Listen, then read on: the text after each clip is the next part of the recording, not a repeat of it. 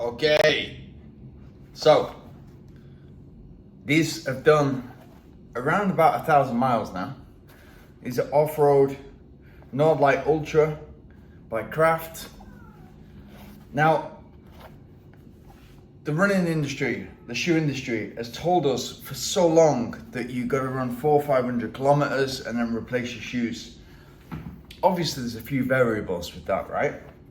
So if you're 45 kg woman compared to 110 kg man, there's going to be a different amount of wear and tear on your shoes, and especially the soles.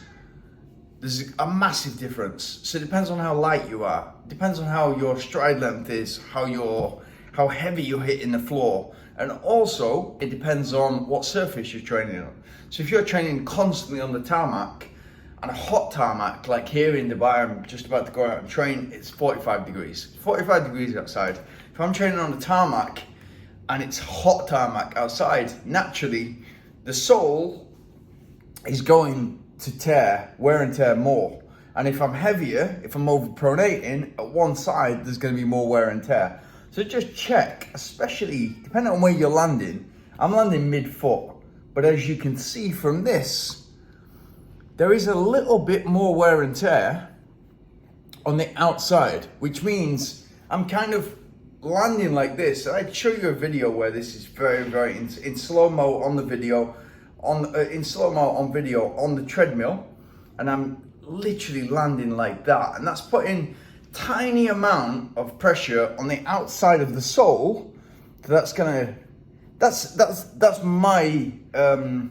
my point that I look at when to change my shoes. It's a tiny amount. Now we're talking literally fractions of a millimeter, but it's noticeable. And so for me, that's the time to change my shoes. That doesn't mean I'm going to throw these out. Now you still got to think about the planet. They're still completely fine to go out and hike, to go out and be in the mountains. This is a great hiking shoe. I'd take this to the Himalaya, no problem at all. Like people who go to the Himalaya and hike, they're gonna wear the latest mountain hiking shoes. There's absolutely no need, unless you're gonna climb Annapurna or Everest or whatever, to be wearing anything but something that's ideally waterproof. So I'd have a Gore-Tex version of this, and I'd get out there and hike in these.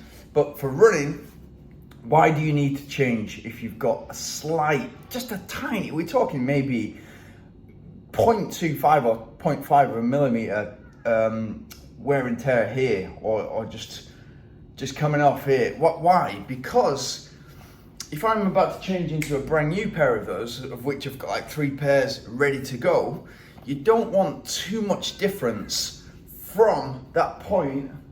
You don't want too much difference from the point of wear and tear here to these last pair to the next pair, because all of a sudden you're in a different pair of shoes and you're up higher, there's less wear and tear. So you want to keep that as consistent as possible, so your feet are confident where you're treading, and there's just, you feel that new balance in a new pair of shoes, but you don't want your feet to be getting used to something that's essentially like that, because there's wear and tear on the other side, yeah? So you want it to be consistent like that. It's not a big point, but you can get way more than 400, 500 kilometers out of a pair of shoes, especially if you're a lightweight runner, which likely you are if you're training a lot. And likely if you're treading mid-foot, you can see that I've done some sprinting in these. So there's a little bit of wear and tear on the top there. There's a little bit of wear and tear there. It's absolutely nothing. A lot of time I'm hitting mid-foot, I'm coming off. Why am I hitting mid-foot? Because that's the most efficient way to move forward, an efficient way to move forward fast. So whether I'm doing an easy run and I'm practicing to run mid-foot, or whether I'm doing a faster run, mid-foot is where I want to be, where I'm doing a marathon, I'm doing an ultra marathon, and I know that my muscles are engaging to the best points. So the glutes and the hamstrings, the big power muscles, are doing the majority of the work. But the fast feet are coming from the mid-foot, which means that's sustainable. It's not on my toes, it's not putting too much work on my Achilles, it's not on the back of the foot, so there's not like a jaunting kind of, what's it called, like a You don't like sending a shockwave through your body, through your joints, through your muscles when you're hitting your heels every time you go around. You're hitting nice and midfoot, so it's a nice, easy, smooth transition. If you start to see the midfoot wearing away on the bottom of your shoes, then it's time to change. But easily, I got 1,000 miles out of these. It's absolutely no problem for a training shoe. I do my fastest stuff in a different shoe. So my hard training sessions on a Wednesday, on a Sunday I'll do in a different shoe, but this is great. I could easily get another 250, 300 kilometers out of those, easily.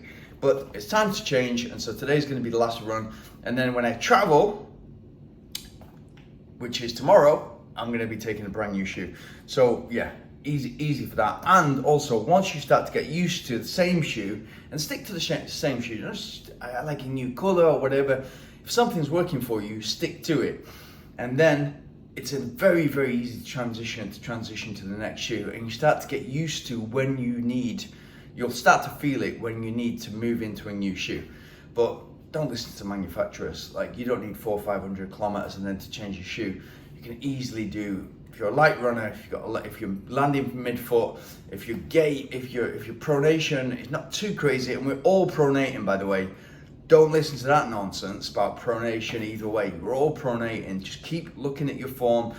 Put a camera behind the treadmill when you get on the treadmill. Look to where you are. Try to correct that, and I'll show you some analysis, step analysis videos that I've got, and like to the point where I'm changing, and then you can start to see why you have problems, and then you can start to correct it. But it's not a big deal. We run the way we run, so don't take too much. So that's the shoe, and as of tomorrow, it's going to be a brand new shoe.